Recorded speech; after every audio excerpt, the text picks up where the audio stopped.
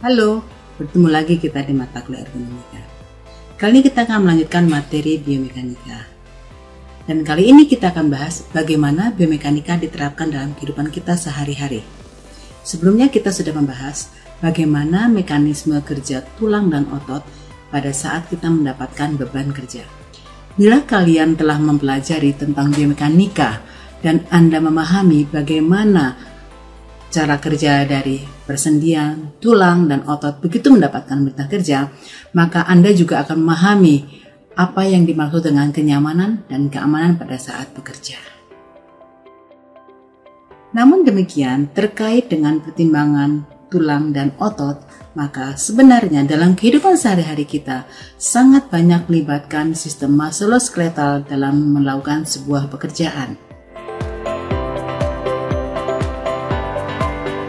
Namun demikian, terkait dengan pertimbangan-pertimbangan beban kerja sistem tulang otot, banyak aktivitas manusia sehari-hari yang melibatkan kerja tulang otot. Aktivitas fisik yang melibatkan kerja tulang otot. Kerja otot ini terkait dengan postur kerja. Beban kerja yang melibatkan tulang otot. Penggunaan peralatan kerja yang melibatkan kerja tulang otot. Dengan demikian, maka fasilitas dan produk-produk yang selama ini kita gunakan pun berkaitan dengan kerja tulang dan otot. Mari kita ulas beberapa produk yang seringkali berkaitan dengan biomekanika. Aktivitas sehari-hari yang melibatkan otot adalah pekerjaan kita sehari-hari, misalnya di perkantoran. Tubuh akan berada pada posisi statis atau duduk dalam waktu lama. Selama bekerja ini, kita akan berinteraksi dengan kursi yang kita duduki. Perhatikan, apakah kursi kita terlalu rendah atau terlalu tinggi? Apakah meja kerja kita terlalu rendah atau terlalu tinggi? Penataan tempat kerja yang buruk mendorong posisi tubuh yang janggal. Posisi atau postur tubuh yang buruk dapat menghambat sirkulasi darah, mempengaruhi sistem syaraf, dan berkontribusi terhadap cedera dan penyakit. Bagi mereka yang tidak punya pilihan dan harus duduk dalam waktu lama, meskipun duduk memerlukan tenaga yang lebih sedikit dibandingkan pekerjaan yang menuntut fisik seperti berkebun atau mengepel lantai, hal ini tetap menyebabkan kelelahan. Duduk membutuhkan otot untuk menahan batang tubuh, leher, dan bahu pada posisi tetap atau statis. Posisi kerja statis menekan pembuluh darah di otot, sehingga mengurangi suplai darah ke otot yang bekerja pada saat yang paling membutuhkan. Suplai darah yang tidak mencukupi mempercepat kelelahan dan membuat otot rentan cedera. Kebutuhan pada sistem peredaran darah juga berkurang karena terbatasnya mobilitas sambil duduk. Akibatnya, aktivitas jantung dan aliran darah melambat. Mempertahankan posisi tubuh tegak lurus sambil duduk semakin menurunkan sirkulasi darah. Aliran darah yang tidak mencukupi, khususnya darah yang kembali ke jantung dari kaki bagian bawah, menyebabkan darah menggenang.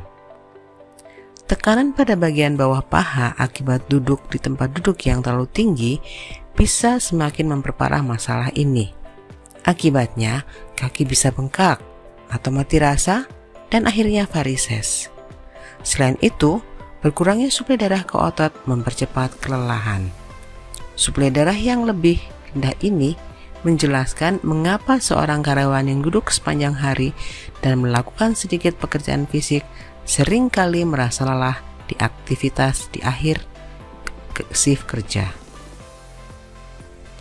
Mobilitas yang terbatas berkontribusi terhadap cedera pada bagian tubuh yang bertanggung jawab untuk pergerakan otot, tulang, tendon, dan ligamen.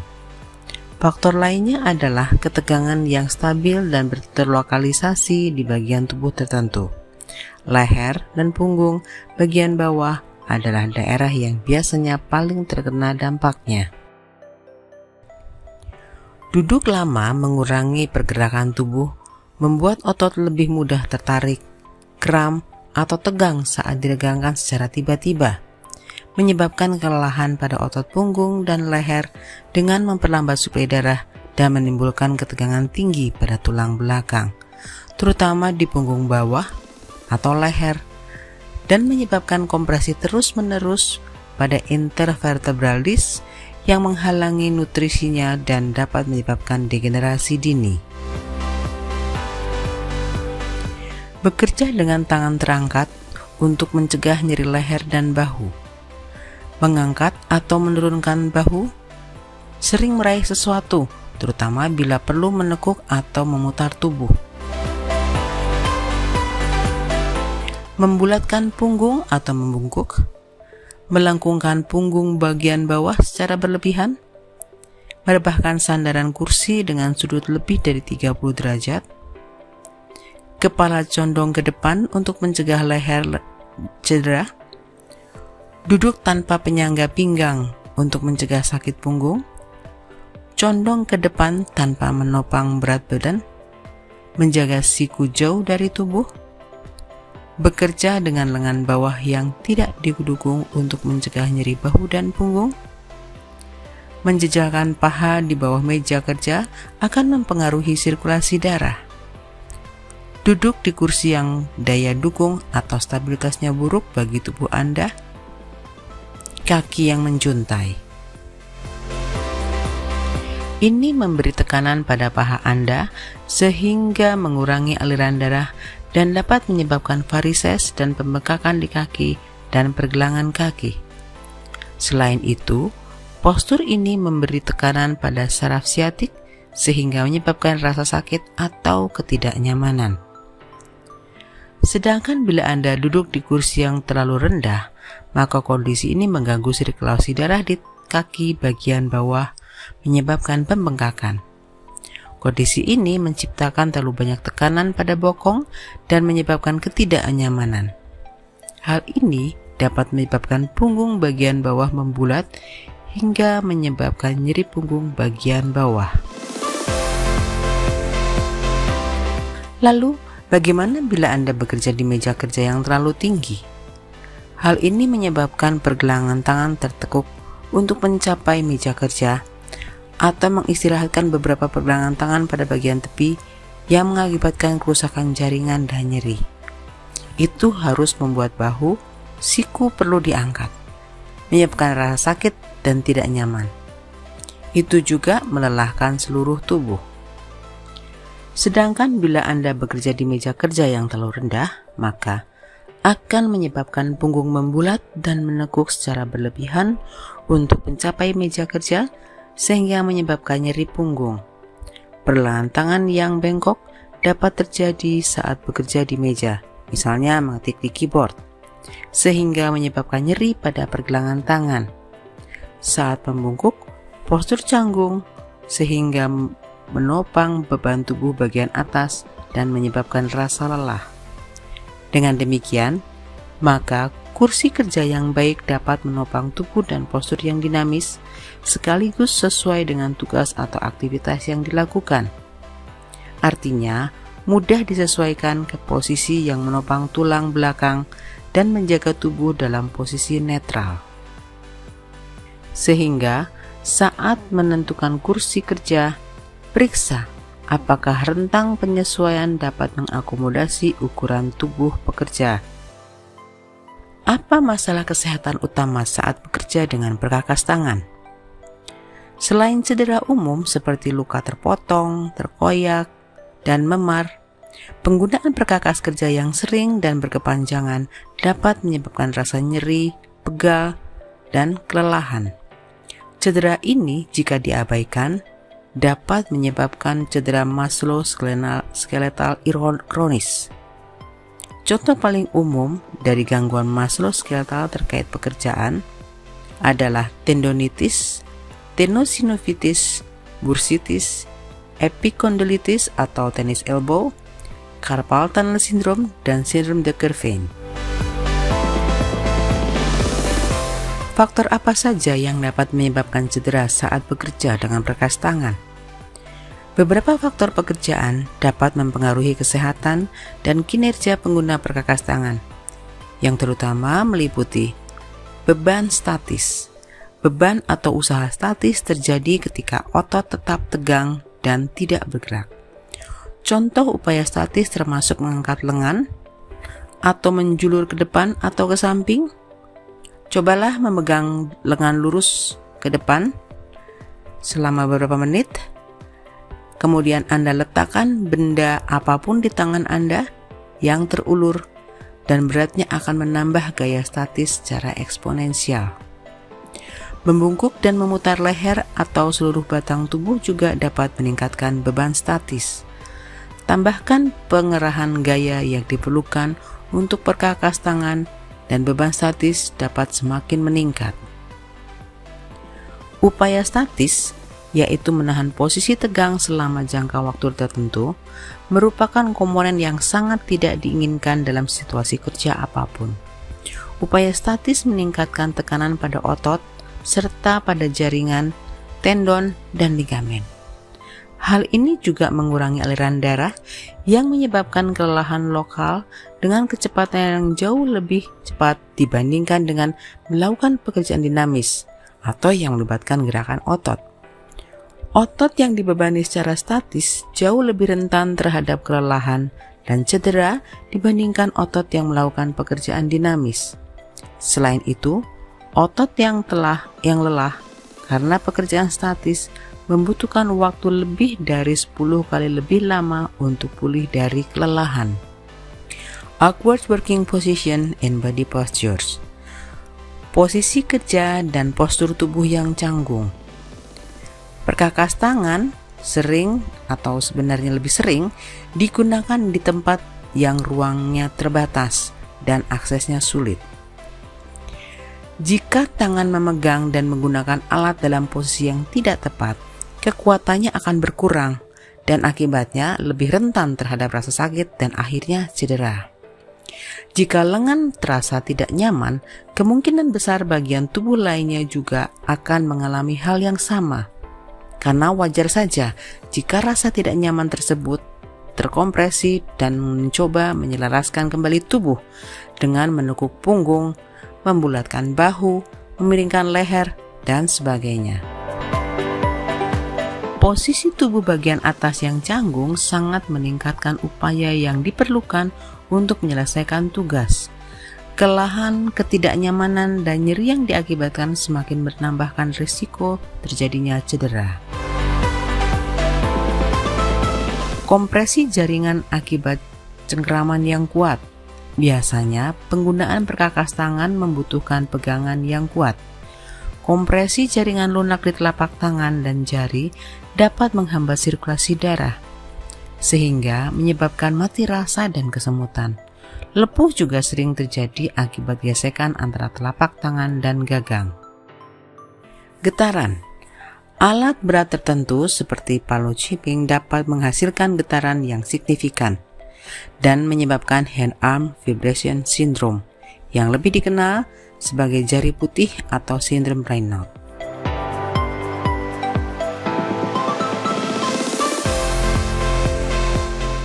Belum tentu. Agar dapat disebut ergonomis, suatu alat harus mengurangi upaya fisik yang diperlukan orang yang menggunakannya. Alat harus dirancang dengan mempertimbangkan faktor-faktor berikut dan dipilih sesuai dengannya. 1. Karakteristik operator. Ciri-ciri dan keterbatasan fisik antropometri, biomenika, struktur, kekuatan dan mobilitas, kelelahan, ketangkasan manual. Faktor-faktor yang berhubungan dengan stasiun kerja dan tugas, persyaratan kerja alat, harus membantu memenuhi tujuan produksi, persyaratan akurasi, dan lainnya. Produksi massal perkakas tangan juga telah mengubah pendekatan kita terhadap penggunaan perkakas tangan. Penggunaan alat dalam skala industri menunjukkan bahwa penggunaan alat yang tidak sesuai dengan orang atau tugasnya dapat berdampak serius pada kesehatan penggunanya. Memilih yang tepat untuk pekerjaan yang menyesuaikannya dengan individu menjadi sangat penting bagi produktivitas dan kesehatan pekerja.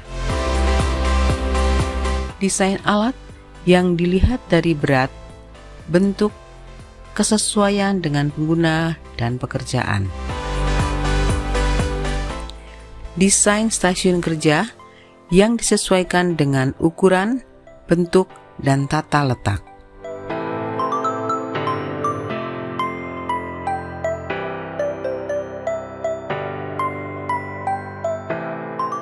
Berat alat. Idealnya, seorang pekerja harus mampu mengoperasikan alat dengan satu tangan. Berat alat mungkin tergantung pada penggunaan. Berat alat dan distribusi beban di dalam alat mempengaruhi cara operator memegang alat. Apakah diperlukan satu atau kedua tangan untuk menstabilkan alat? Lamanya waktu operator dapat memegang alat tersebut dan ketepatan yang dapat dimanipulasi. Yang terbaik adalah membatasi berat perkakas hingga 3-4 pon atau 1,4 kg atau kurang untuk perkakas yang dioperasikan dengan satu tangan. Untuk pengoperasian yang presisi, berat perkakas harus kurang dari 1 pon atau 0,5 kg. Distribusi berat pada alat juga harus memudahkan orientasi pegangan yang membantu menyelaraskan pusat gravitasi alat dengan pusat yang tangan yang memegang. Misalnya, alat bor yang berat di bagian depan memerlukan lebih banyak upaya untuk menyeimbangkan saat digunakan. Bila berat alat tidak dapat dikurangi atau jika alat tidak seimbang, gunakan alat penyeimbang. Pengendalian lainnya mencakup penggunaan dudukan perkakas dan lengan artikulasi atau menambahkan tali pemecah mikro pada perkakas tangan agar operator dapat mengendurkan genggaman saat perkakas tidak digunakan. Penting juga agar pusat gravitasi sejajar dengan pusat tangan yang menggenggam. Dengan kata lain, perkakas harus terasa nyaman untuk dipegang, baik dalam posisi tegak maupun pada posisi yang akan digunakan, yaitu mengarah ke bawah. Misalnya, latihan yang berat di bagian depan akan memerlukan usaha, terutama di pergelangan tangan dan lewat lengan bawah. Untuk menahannya pada posisi yang dapat digunakan dan harus dihindari. Pengecualian terhadap prinsip ini adalah perkakas listrik tangan seperti gerinda yang harus berat untuk mengurangi tenaga yang dikeluarkan pekerja saat penggunaannya. Penanganan. Perkakas harus dirancang sedemikian rupa sehingga dapat dipegang dengan menggunakan pegangan yang kuat. Power grip mengharuskan operator untuk menyelaraskan jari sedemikian rupa sehingga saling bekerja sama, bukan berlawanan, untuk memaksimalkan kapasitas tangan. Pengecualian terhadap hal ini adalah perkakas yang digunakan untuk pekerjaan presisi. Pegangan mencubit atau pinch grip mungkin lebih sesuai untuk pekerjaan presisi, guna memungkinkan kontrol jari yang lebih baik untuk manipulasi kecil dengan alat. Kecuali perkakas untuk pekerjaan presisi, misalnya pembuatan jam, bedah mikro, atau mengukir. Gagang dan pegangan perkakas tangan harus dirancang untuk pegangan yang kuat. Pegangan yang kuat berarti operator dapat menyelaraskan jari-jarinya ke arah telapak tangan, menggunakan seluruh jari tangannya, dan memungkinkan genggaman yang lebih kuat. Pinch grip atau pegangan yang mencubit mengacu pada memegang suatu benda di antara ibu jari dan jari-jari satu tangan. Bentuk pegangan. Bentuk pegangan merupakan pertimbangan penting yang mempengaruhi postur pergelangan tangan dan lengan. Tentukan bentuk pegangan setelah mempertimbangkan jenis tugas, orientasi, dan tata letak tugas atau permukaan kerja, serta tempat kerja. Pilih pegangan sehingga alat tidak memerlukan fleksi, ekstensi, atau deviasi ulnaris atau radial sehingga operator dapat mempertahankan postur pergelangan tangan yang netral. Genggaman pistol lebih disukai jika gaya diberikan dalam garis lurus dengan arah yang sama dengan lengan bawah dan pergelangan tangan yang diluruskan, terutama bila gaya harus diterapkan secara horizontal. Perkakas dengan gagang lurus adalah pilihan yang baik untuk tugas yang memerlukan gaya yang diberikan secara tegak lurus terhadap lengan bawah dan pergelangan tangan yang diluruskan. Misalnya, bila gaya harus diterapkan secara vertikal. Pegangan yang ditekuk efektif ketika sebagian besar tugas dilakukan pada bidang dan ketinggian yang sama dengan lengan dan tangan.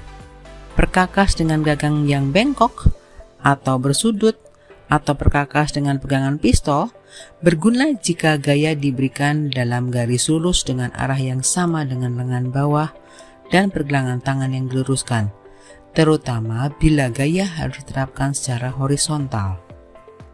Perkakas dengan gagang lurus digunakan untuk tugas-tugas di mana gaya diberikan secara tegak lurus terhadap lengan bawah dan pergelangan tangan yang diluruskan. Misalnya, bila gaya harus diterapkan secara vertikal. Perkakas berbentuk seperti perkakas dengan pegangan bengkok akan efektif bila sebagian besar tugas dilakukan pada bidang dan tinggi yang sama dengan lengan bawah, serta bila hanya satu atau dua perkakas lain yang digunakan. Mengetahui tugas dan tata letak tempat kerja di mana alat tersebut akan digunakan sangat penting untuk memilih alat yang tepat untuk pekerjaan tertentu. Pilihan alat yang tidak memerlukan fleksi, ekstensi, atau deviasi pergelangan tangan.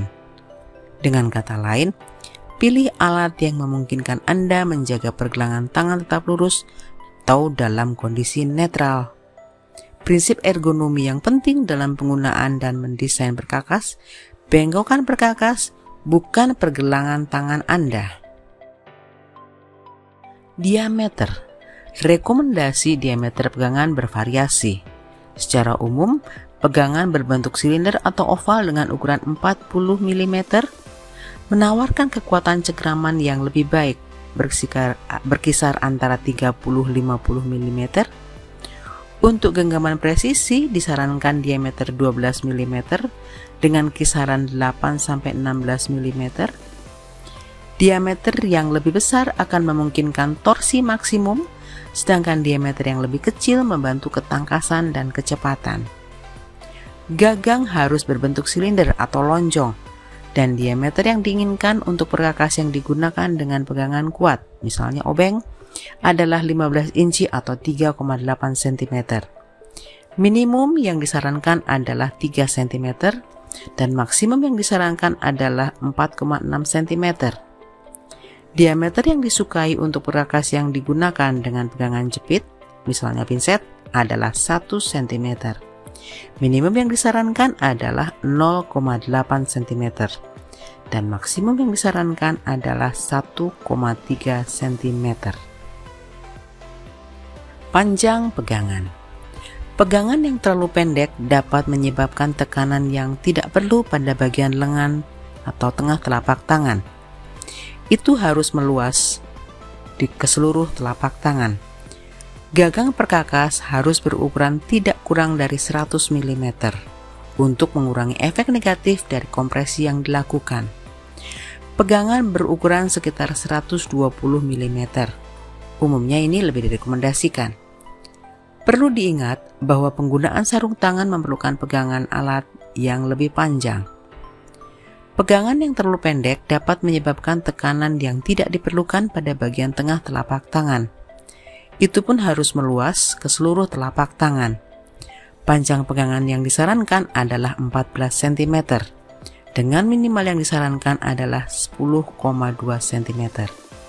Selain itu, pegangan empuk yang membulat akan mengurangi kompresi jaringan lunak yang mungkin akan timbul pada saat pemegangan.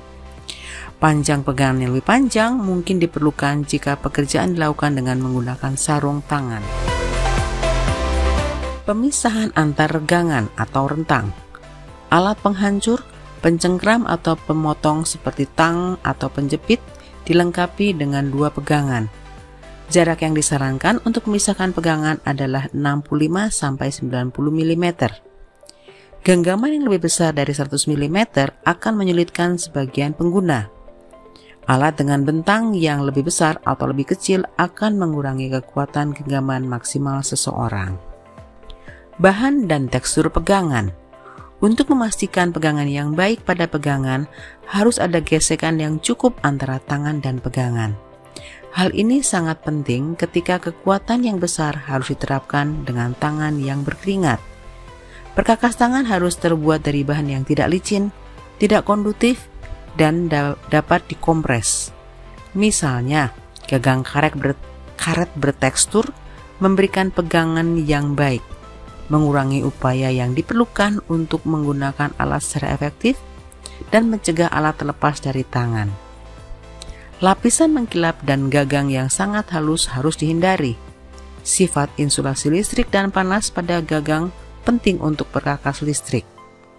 Pegangan yang terbuat dari plastik atau karet majemuk direkomendasikan. Tepi dan kontur yang tajam dapat ditutup dengan selotip atau untuk meminimasi laserasi. Kapan sebaiknya perkakas listrik digunakan? Ketika perkakas tangan manual digunakan untuk tugas-tugas yang memerlukan penggunaan kekuatan yang sering dan berulang-ulang untuk melakukan suatu tugas atau pekerjaan, risiko pengembangan Worst Musculoskeletal Disorders meningkat.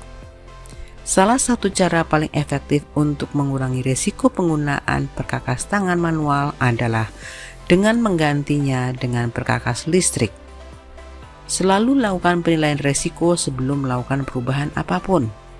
Pastikan semua aspek alat baru telah dipertimbangkan, berat, ukuran, dan sebagainya, untuk memastikan bahwa satu jenis bahaya tidak tertukar dengan jenis bahaya lainnya. Faktor ergonomis apa yang unik pada perkakas tangan bertenaga listrik? Pemicu alat listrik. Sering gerakan jari telunjuk saat mereka mengoperasikan pelatuk alat listrik seperti bor listrik menimbulkan risiko yang cukup besar, baik bagi jari pelatuk maupun ibu jari pelatuk, tendonitis pada jari telunjuk atau ibu jari. Pemicu yang lebih panjang yang memungkinkan penggunaan 2 atau 3 jari untuk mengaktifkan, mengurangi ketidaknyamanan, dan menimbulkan risiko cedera. Getaran. Satu-satunya cara efektif untuk mengurangi getaran pada perkakas listrik adalah pada tahap desain. Fakta ini membuat pemilihan alat menjadi sangat penting. Bahan anti getar akan mengeluarkan getaran di atas frekuensi tertentu yang merupakan karakteristik dari jenis bahan yang digunakan. Saat memilih dan menggunakan perkakas tangan, penting untuk pilih alat yang bengkok. Gunakan alat dengan pegangan miring atau bengkok jika perlu, bukan pergelangan tangan Anda yang menekuk. Hindari kontak yang tinggi dan pembebanan statis. Kurangi kekuatan atau tekanan cengkeraman yang berlebihan. Hindari posisi sendi yang ekstrim dan canggung. Hindari gerakan memutar tangan dan pergelangan tangan dengan menggunakan perkakas listrik dibandingkan perkakas tangan. Hindari gerakan jari yang berulang-ulang atau setidaknya kurangi jumlahnya. Hindari atau batasi gerakan. Minimalkan jumlah tenaga yang diperlukan untuk mengaktifkan perangkat pemicu pada perkakas listrik. Di antara sistem pengangkutan muatan, tas punggung atau backpack tentunya merupakan salah satu yang paling cukup banyak digunakan di dunia. Dengan puluhan juta orang menggunakan setiap hari untuk jangka waktu yang lebih pendek atau lebih lama sejak masa kanak-kanak. Faktanya, di sebagian besar negara maju, siswa mulai bersekolah di sekolah dasar pada usia 5-6 tahun dan menyelesaikan sekolah menengah atas pada usia 18-19 tahun. Ini berarti mereka memikul beban 5-6 hari seminggu selama lebih dari 1 dekade yang berdampak buruk pada kesehatan mereka. Dampak yang dapat diabaikan terhadap perkembangan fisik dan kesejahteraan psikologi sosial mereka. Bahkan di kalangan orang dewasa, backpack merupakan aksesori yang sangat sering digunakan baik dalam kehidupan profesional maupun olahraga. Khususnya mengenai olahraga, backpack yang nyaman, fungsional, dan pas sangat penting untuk kinerja dan keselamatan di beberapa disiplin ilmu, seperti hiking, pendakian gunung ski, jogging, dan sebagainya. Ditemukan bahwa tekanan darah yang kurang optimal mempengaruhi stabilitas dan keseimbangan lateral, dan secara intuitif menyebabkan pengeluaran energi yang berlebihan dan ketidaknyamanan yang dapat mengganggu konsentrasi atlet saat berjalan di permukaan yang tidak rata dan menyebabkan cedera.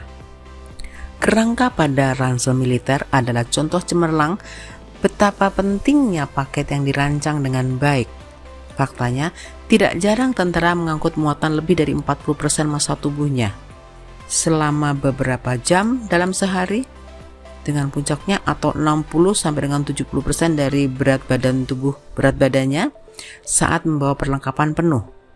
Tugas seperti ini tidak dapat dilakukan menggunakan backpack dengan beban yang tidak terdistribusi secara merata atau bantalan bahu yang tidak memadai. Secara keseluruhan, tekanan darah dibandingkan dengan kondisi tanpa beban menghasilkan perubahan mekanika gaya berjalan, metabolisme, aktivitas otot, kenyamanan, dan kinerja tergantung pada beban, kecepatan, dan durasi saat membawa tas. Variasi sehubungan dengan tidak adanya peralatan juga telah dinyatakan untuk jenis pekerjaan alat olahraga lainnya. Untuk sepatu lari dibandingkan dengan kondisi tanpa alas kaki, baru-baru ini disarankan bahwa alas kaki yang paling tepat adalah alas kaki yang paling sedikit menyebabkan adaptasi, yaitu perubahan, dibandingkan dengan berjalan tanpa alas kaki, dan memungkinkan atlet untuk menyimpan sedikit mungkin dari kondisi tersebut. Disebut pola yang disukai atau pola jalan yang disukai. Untuk diasumsikan bahwa hal ini juga berlaku saat memakai backpack, sehingga kondisi ideal hanya akan menghasilkan sedikit perubahan objektif dan subjektif dibanding dengan kondisi tanpa beban. Perubahan tersebut merupakan adaptasi fisiologis dan ketidakhadirannya menunjukkan kurangnya kapasitas untuk beradaptasi terhadap perubahan lingkungan yang dapat membahayakan kesejahteraan kita atau kesehatan kita. Namun jika pergantiannya berlebihan atau berkepanjangan, hal ini dapat menghambat pergerakan atau dalam kasus yang terburuk memicu patah tulang, kelumpuhan, atau mati rasa, serta meningkatkan kelelahan. Sebelumnya kita akan membahas sedikit tentang walking cycle atau disebut juga gait cycle. Kita melakukan antara 5 hingga 8.000 langkah per hari dalam satuan yang sangat kecil yang berisi 26 hingga 28 tulang per kaki, dan kaki adalah satu-satunya penghubung antara tanah dan kita. Hal ini menunjukkan betapa pentingnya kaki manusia. Siklus gaya berjalan terdiri dari 2 bagian. Fase stance, gaya berjalan yaitu ketika kaki kita berada di tanah, dan gaya berjalan swing atau mengayun ketika kaki kita berada di udara. Fase stance dapat dibagi menjadi 3 bagian utama, yaitu fase kontak, di mana tumit Anda umumnya menyentuh tanah, dan di sisi lain ketika kaki Anda rata dengan tanah. Yang terakhir, namun tidak kalah pentingnya adalah tubuh Anda saat itu sedang mempersiapkan diri untuk memasuki fase gaya berjalan yang mendorong, dan inilah saat tumit kita meninggalkan tanah dan kaki kita memasuki fase gaya berjalan tegak. Dan inilah yang kita sebut dengan siklus gaya berjalan, atau istilah yang lebih sederhana dari siklus berjalan. Sekarang perhatikan detail berikut ini. Salah satu cara untuk memikirkan fase-fase berjalan adalah dengan memikirkan apa yang terjadi pada kaki kita saat kita berjalan. Dalam situasi ini, 2 fase tadi yaitu stance dan fase swing. Fase berdiri adalah saat kaki menginjak tanah. Selama berjalan, ini meliputi sekitar 60% dari siklus berjalan. Dan sebagian bagian dari fase berdiri, kedua kaki akan berada di tanah selama jangka waktu tertentu. Sedangkan bila berlari, fase berdiri lebih sedikit, dan ada periode dalam siklus berjalan ketika kedua kaki tidak menyentuh tanah atau fase melayang. Fase ayunan terjadi ketika satu kaki berada di tanah dan satu lagi di udara. Kaki yang berada di udara dikatakan berada pada fase gaya berjalan ayunan atau swing. Jika digambarkan, maka gaya yang terjadi saat berjalan pada persendian tumit, lutut, dan pangkal adalah sebagai berikut. Perbedaan utama antara berjalan dan berlari adalah ketika berlari, ada periode waktu di mana kedua kaki berada di atas tanah atau fase melayang. Selain itu, ketika berlari dikaitkan dengan kecepatan yang lebih tinggi, gaya yang dihasilkan kaki pada saat mendarat bisa jauh lebih besar dibandingkan saat berjalan. Bisa sampai dengan 4-5 kali berat badan saat berlari, bahkan hingga 6 atau 7 kali berat badan saat berlari cepat. Kebanyakan wanita memiliki lebih dari sepasang sepatu, dan beberapa di antaranya seringkali mereka memiliki sepatu dengan hak tinggi. Dan banyak dari mereka tidak akan kita ketahui bahwa mereka memiliki sepatu dengan bentuk stiletto dengan ujung runcip atau pump atau bahkan platform. Namun demikian, apakah Anda menghabiskan banyak waktu memikirkan bagaimana sepatu melengkapi pakaian Anda? Apakah Anda juga memikirkan pengaruhnya terhadap kesehatan kaki dan pergelangan Anda? Ternyata, efek sepatu hak tinggi lebih dari sekedar mode. Saat kita memakai sepatu hak tinggi, tubuh bagian bawah kita condong ke depan untuk menyeimbangkan jari-jari kaki, yang berarti tubuh bagian atas kita harus condong ke belakang untuk mengimbanginya. Postur ini memberi tekanan berlebihan pada lutut, fleksor punggung, dan punggung bagian bawah. Berjalan dengan waktu, persendian dapat tertarik keluar dari jalurnya. Gaya berjalan dan postur tubuh yang tidak wajar akibat berjalan dengan sepatu hak tinggi juga dapat menyebabkan rasa sakit di kemudian hari. Sepatu hak tinggi memberikan banyak kekuatan ekstra pada lutut dan sendi-sendi lainnya. Ketika sendi-sendi ini dipaksa bekerja lebih keras, sendi-sendi ini menjadi lebih cepat rusak, sehingga menyebabkan osteoartritis.